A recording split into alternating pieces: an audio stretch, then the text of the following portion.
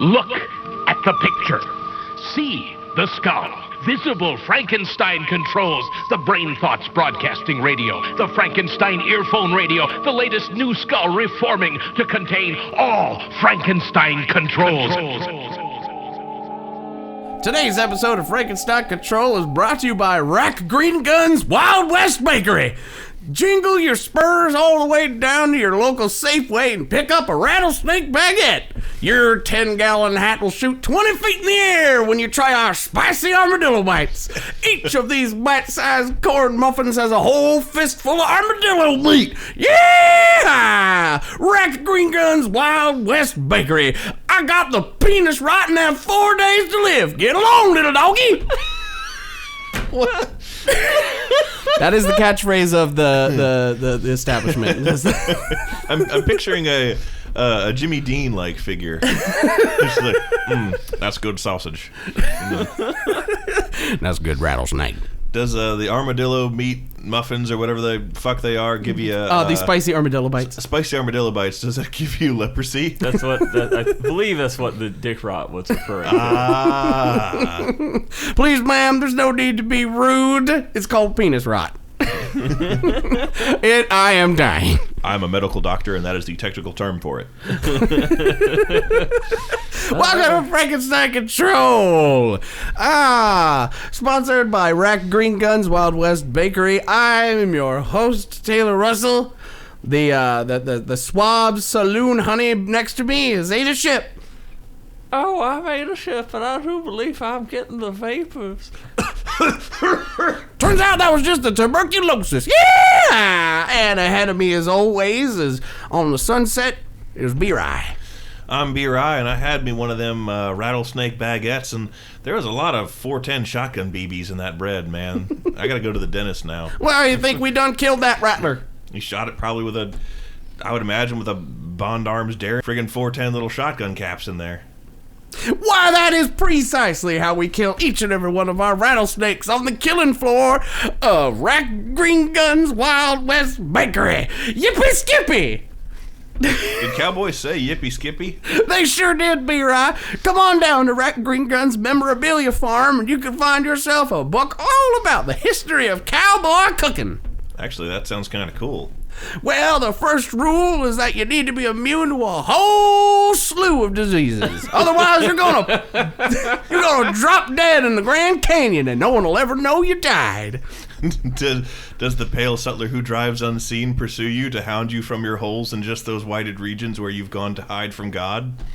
You bet your sweet cow titty that indeed does happen. That pale stranger shows up every night and he dingles my pingle. I tell him to stop, but he says this ain't gonna be around much longer. You got the penis rot. And now he'll have hand rot. I feel like I huffed paint and played Red Dead.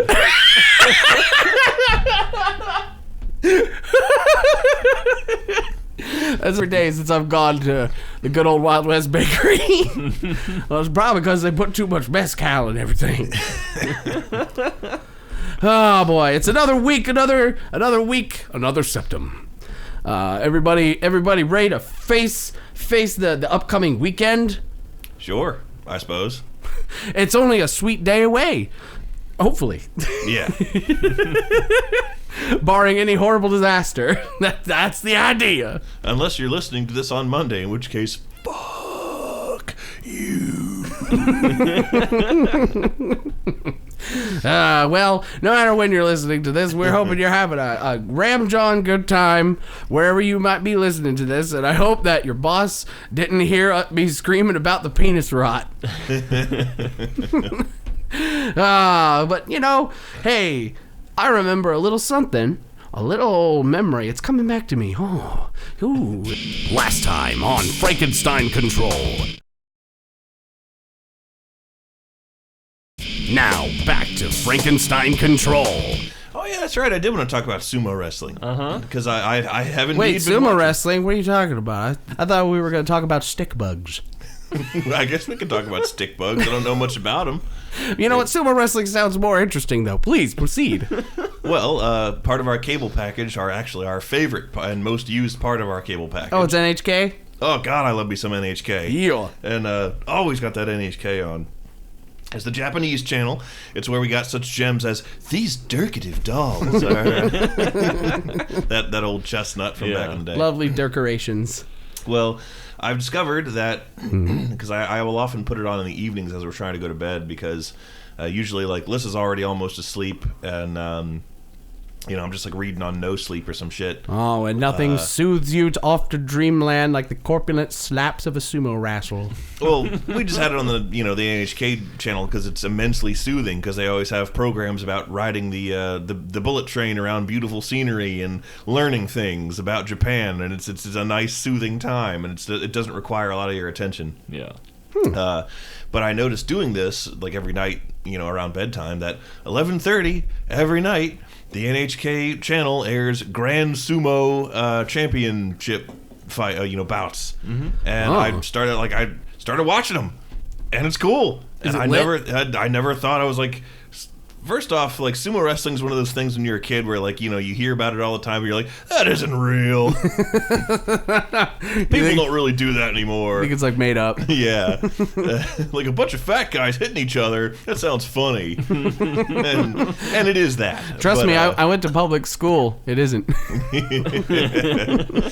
Especially when you're one of them. When you're a soldier in the Fat War.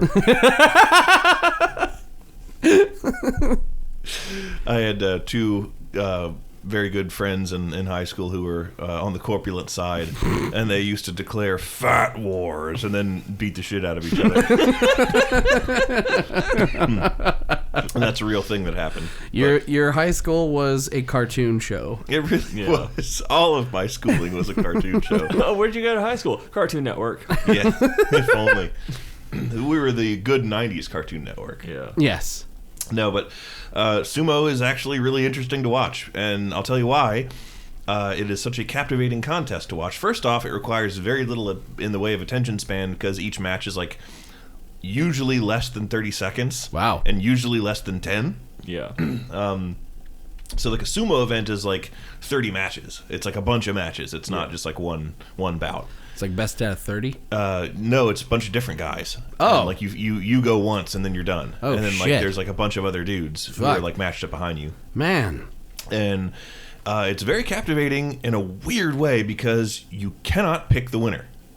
You see the guys, you see their records, like it shows the two athletes, and it you see their wins and losses underneath their little pictures, and then you watch them do their thing, and it's like, oh, this dude's won 8 times in a row. He's gonna win this one easy, and then he loses. Yeah. And it's like, you can sort of just be like, I'm gonna pick this one at random, and I'm gonna see if he'll win this one, and then like, if he doesn't win it, you're like, wow, I didn't see that, but then if he does win it, you're like, fuck yeah! I called it as I saw it. And it's like surprisingly interesting and captivating for that reason. And I actually like find myself getting like, yeah, get him, like the feeling that proper men feel when they watch actual American sporting events, like the sport ball with the ovoid that is brown. The egg. The egg. Good old hand egg. Good old hand egg. Or the baseball. Oh, that's a baseball. Baseball, otherwise known as, wow, nobody's doing anything. Yeah. I'm getting sunburned, and these hot dogs are $20.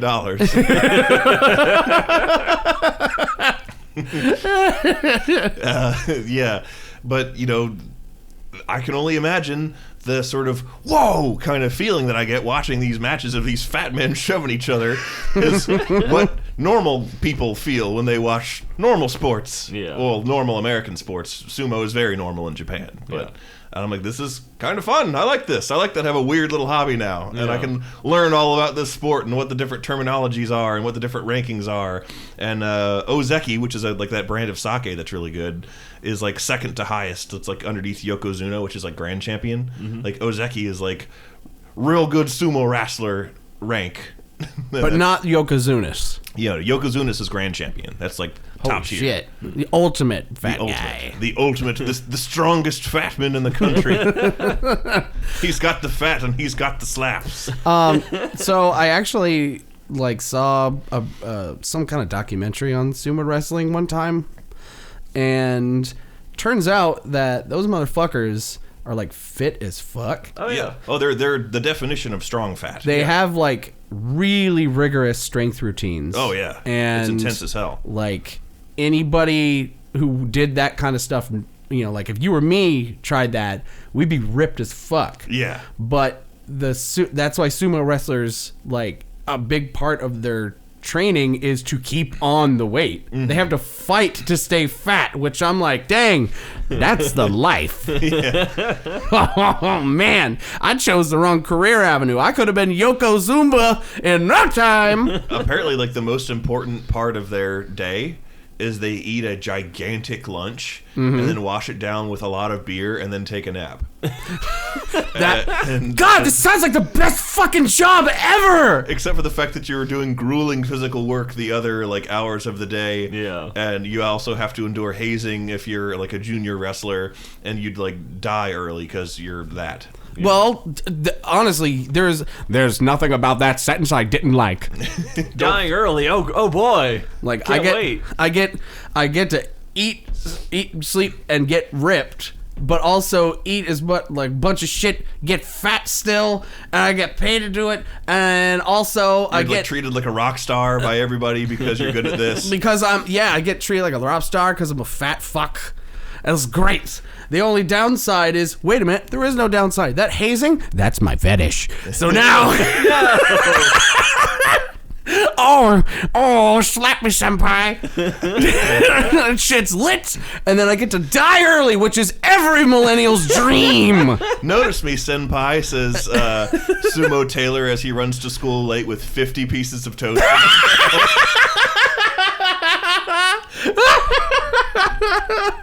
Oh, that's great.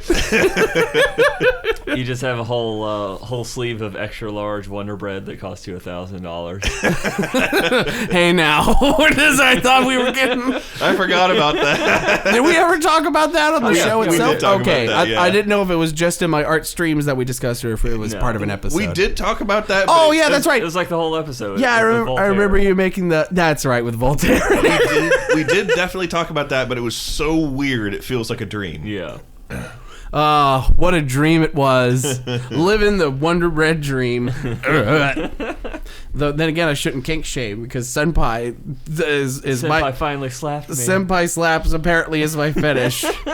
And this one's going to be on my tombstone. A dumb joke that I made in a sumo episode. One of my, I've watched it enough that I've actually gotten to know a few of the ones who have... Like, I've seen their matches a couple times. I recognize them by now. Shit, dude. You're, like, experiencing the full Sportman experience. Exactly. He's like, I'm following the story of, like, these guys. They're cool, man. This is the first time in my life that something like this has been accessible to me. Yeah. That's why it's such an alien concept. Be right like sport. Oh, my God. But, yeah, there's one in particular who I've been, like... paying close attention to his matches just because they're usually more interesting than the others. I'm like, oh shit, yeah, it's him again. Mm-hmm. And I think his name is like Abo something Yama or I can't remember. I should. Abbott and Costello. Yeah, Abbott and Costello. He's the size of both of them combined. He's their fusion.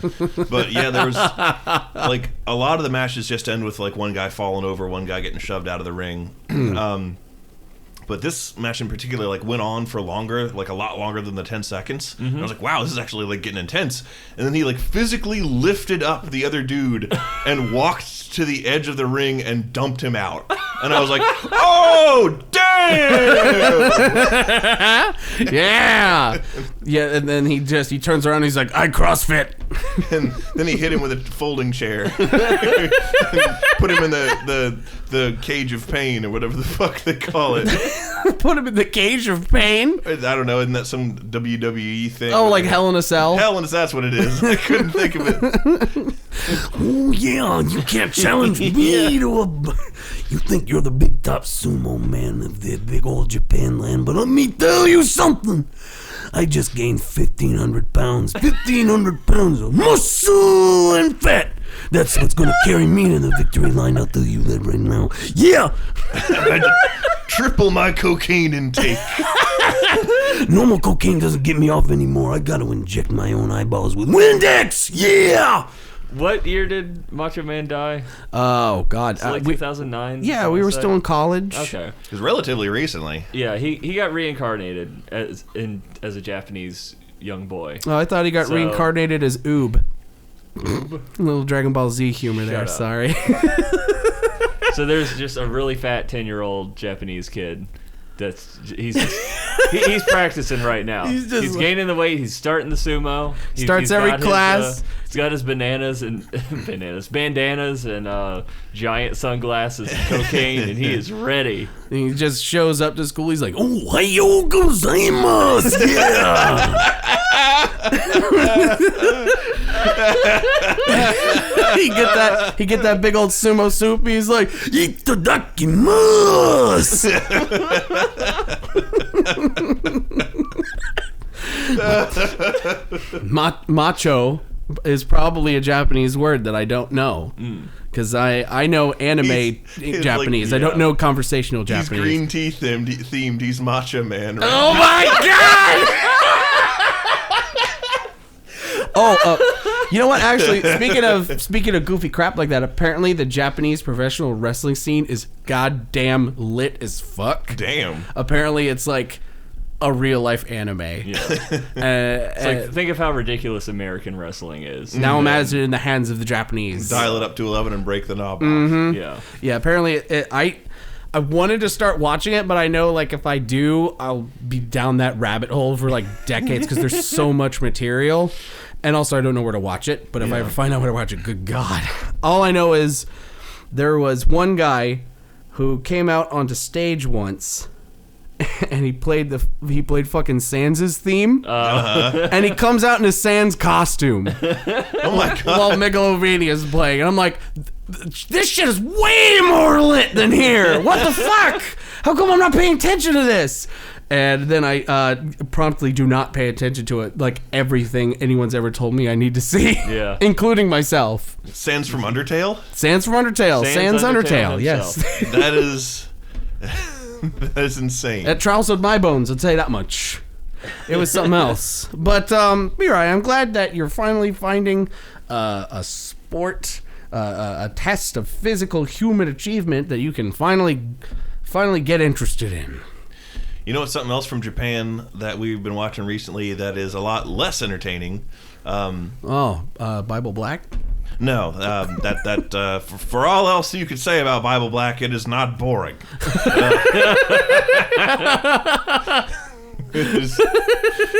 It will induce many other feelings in you, but boredom won't be one of them. Is vomiting a feeling? For our purposes, we'll say yes. Okay, that's good. What have you been checking out? Is wanting to cluck like a giant chicken laying a huge egg a feeling? Bark, bark, bark. I love that bit. Oh, God, I wish I'd forgotten about that. I'll never let you. This is an anime, and it is on Netflix, and I wouldn't never say let it's you. boring. It's actually kind of cool, but maybe I just haven't given it enough of a fair shake. But Are you watching called, Kakaishi again? No, God, no. Jesus Christ, no. No, it's called Violet Evergarden. Violet over the garden wall. Yes, and it is about this girl in a sort of alternate history, sort of like how it actually has some similarities with Full Metal Alchemist in the sort of setting and world. It's like vaguely Germanic. Vaguely, alternate century 1940s kind of, that kind of deal. There's a big old war very similar to like World War I and II combined, sort of. Oh, wow. And this girl, the main character, Violet Evergarden, was a soldier in that war, and I think she was some kind of like enhanced super soldier or something. And it ain't an anime unless somebody's enhanced in some fashion. Exactly. And see, now all of this that I'm describing sounds rad as fuck, and very little of the actual anime has to do with this. This is her backstory. Oh. And she gets her arms blown off in said war. Wow. Saving her commanding officer, who's like the only person she cares about because she's like slavishly devoted to him because, of course, because it's an anime. Because anime. And it's telegraphing pretty hard that dude's dead. Oh. Because like he was gravely wounded. She had her arms blown off. I know what you're talking about. Yeah, and he's like, "Go live somewhere, Violet." And Without she's like, your arms. Yeah, And so she goes off and does that, and then, like, you know, she gets reconstructed. She gets these robot arms. She basically gets automail, like Ed. Sounds great so far. For both arms. And tries to live in the post-war society. Mm-hmm. And I think they won the war. I don't know. The war's over. The problem is over. The problem is over.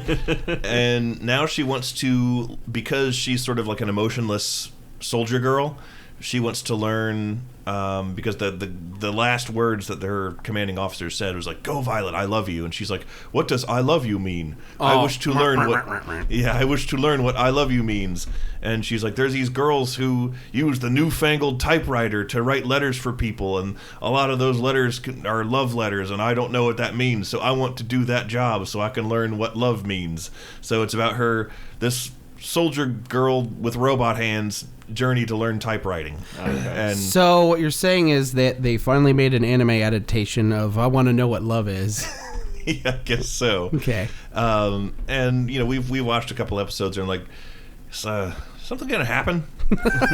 Any more than like her just having like missing social cues and fucking things up and not understanding and writing very terse, like all the letters she writes for people, she like takes the information that people want to send in their letter and like abbreviates it and basically spits it back out like a military report, which like doesn't carry the meanings that the people wanted to convey to their loved ones all the time. It's like, dear father and mother, like I'm doing very well on the farm. I hope you're you're doing well. Blah blah blah blah blah. I did this, and she's like, dear father and mother, like everything is affirmative. Nothing further to report. It's very oh god, militaristic, and they're like, what the fuck is this? Yeah. This isn't what I said, and so she does a lot of shit like that.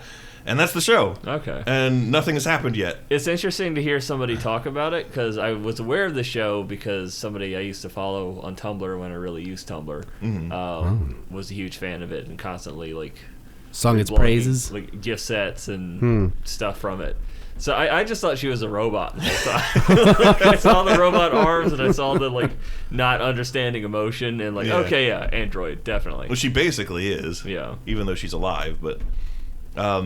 Well, here's the thing, though, and this is why it's hugely popular. And tell me the plot twist. No, the plot twist is, remember that anime studio that got firebombed and all the people got killed? Uh-oh. That's the studio that made it. Oh. And so I think a lot of the popularity is, out of respect. And, that studio is still existing. Yeah, they were the ones doing My Hero. My Hero. Yeah. They recouped their losses, which has been running for months, and none of us have yeah, we haven't tuned in up on it. Despite the fact that the season I've read, I'm up to date with the manga, and the season's going to be great. Some real cool shit happens, and I'm excited to see it. But I'm just not for some reason. Well, it's been. It's been a really crazy holiday season. Everyone's busy doing shit, and we like watching the show with friends. So it's tough getting everyone together. And now we have more friends. Yeah, I know, so right? You gotta get 4 people together to actually watch it. Gee, sometimes your life reaches capacity, and you need to wait a little while for some room to clear up. Yeah. But I get the feeling that one of these days we'll because man, we got a lot of shit we need to catch up on. Yeah. But One Punch Man season 2's been out for better part of half a year. Is it any good? I know everyone thought they were gonna hate it, but I'm sure One Punch Man season 2 is probably gonna be like Dark Souls 2. You know what fucking sucked? Where it sucks and I hate it? You don't like it, but it's better than most other things. Saitama was green the entire time. Yeah, Saitama was green the whole time. No, what I was going to say, what really fucking sucked is it was on Toonami, and it premiered the weekend that our apartment flooded. Yeah, so you couldn't watch it and we at missed all. the entire run of the show because by the time we got back into our place and got access to our cable again, it was over. Yeah. Honestly, I think that if we watched it, we'd both enjoy it, and we'd probably be like, not as bombastic as the last season, but also maybe people are being little tiny whiny babies. Possibly. I don't know. That's my guess. Because, I didn't see the huge hate shitstorm. I just saw people being like, It's not as good as season 1. I was aware people were concerned about that. A bad season of One Punch Man is probably better than most other animes. Yeah. I didn't hear any shitstorm of hatred about it. I just heard people were a little concerned because it's a different studio. Yeah. That's all I heard. And, honestly, I'm not going to say any more about it because it could be a total pile of shit. I don't know. I'm just trying to go in with high hopes because I need to be excited about something. Yeah. Also, we still need to check out next season of My Hero Academia. We also still need to check out the second season of DuckTales because we didn't do that. Mm-hmm. We got like a big 3 happening right now. Listen, need to go. Going on that Carol and Tuesday jam because they released season 2. Mm-hmm. Carol and Tuesday is really good. We like that one. That's like a lot more slice of lifey, but it's on Mars. Did the Mermaid Sisters show up again? They have not shown up again, but God, I really hope they do because that was fantastic. Holy fucking shit! God damn it! I love it. It's great. What else have we been watching? We tried watching Devilman Crybaby. Yeah, you got too sad. I realized I was like, the more I watched it, and the more I went down the rabbit hole of like peering ahead at future episodes. You fool! Regarding my wife, I was like, it's not for you, Jen. Yeah, it gets pretty bleak. Yeah, so I don't think. What's the other one? Have you heard of an anime called Beastars? No. It's one that I just like saw some stuff of going down like a YouTube rabbit hole, and it's like all the comments describe it as Disney makes Zootopia. Japan, hold my beer. Oh, God. We need the furry bait. Yeah. That's a little alarming. But it looks really I've heard good things about it, too. I've heard that Seven Deadly Sins has a new season out. I haven't watched that show at all, but I know it's popular. I know the main character is named Melodious, and he full counters. Which I guess means that, like, it's nice granite top, I guess, easy to wash. You're thinking of Formica. Oh, Formica. As in, when you get my gun, I got a bullet for Micah. That's a little Red Dead for Micah. That's pretty good. I wish you could shoot Micah. I hate Micah. Micah's a dick. Where was I? No. Seven Deadly Sins. The only reason I know about the new season is that apparently something happened and they had to cheap out on some of the animation. And so some of it's really rough and shitty. And Kotaku did an article about it with lots of examples of just like quality, real bad and real funny. And I was just like, ooh boy, ooh. I didn't watch this one, and now I'm not thinking I'm gonna. That show, like I have been wanting to try watching it just because there are ideas in it which appeal to me. Apparently, Demon Slayer is really good. Yeah, I heard that one is endorsed by our beloved Josh. Oh, really? Yeah, he really likes it. I've been coughing a lot these last 2 episodes. Sorry about that, Josh. It's okay, coffee boy. I hope you're all enjoying our speculative anime. It should be like, is what it was. It should be like anime fans conjecture instead of like react. Yeah. We conject. we contemplate things we might want to watch once we can free ourselves from this capitalist hellscape that we will never be free from. So we distract ourselves with, fantasy escapism from glorious Nippon. Yeah.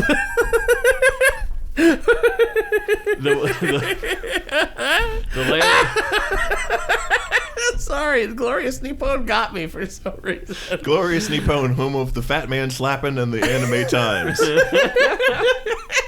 The fat man slapping and the J-Rock toe tapping. And also Gact. And Gact, who is like in his mid-fucking 40s and looks the same. He's of the same race of people as Keanu Reeves. Oh, yeah. Unaging. He has a painting. He's got a painting that ages for him. Quantum Immortals got it. Yes. Oh yeah, another anime that I want to try watching with my brother, because he likes like human body medical shit.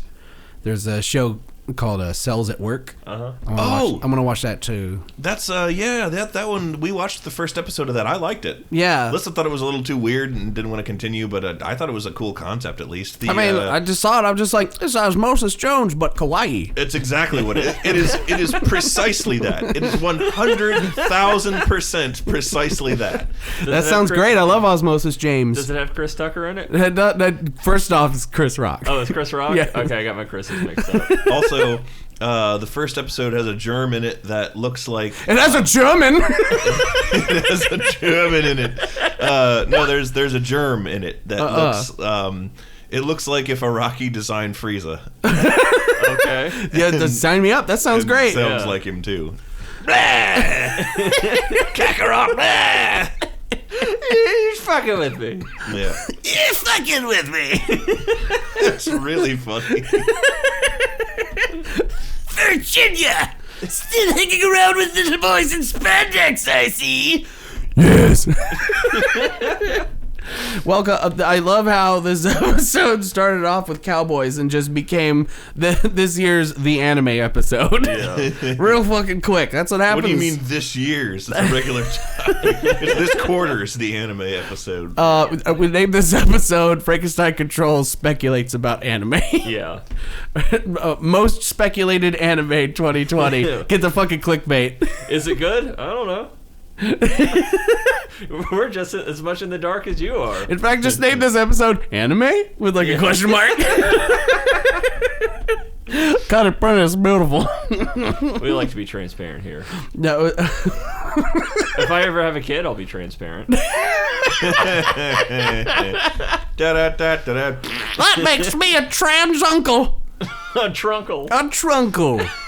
Come on down to Rack Green Gun's Wild West Bakery. We got a whole slamming stack of trunkles just waiting for you. What's a trunkle? Why, it's the baked bread cowboy boot that you can fuck.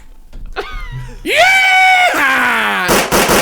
Ow. Can we please go one whole episode without somebody shooting somebody else? Nope, this podcast is rootin', tootin', overusing the shooting. Yeah!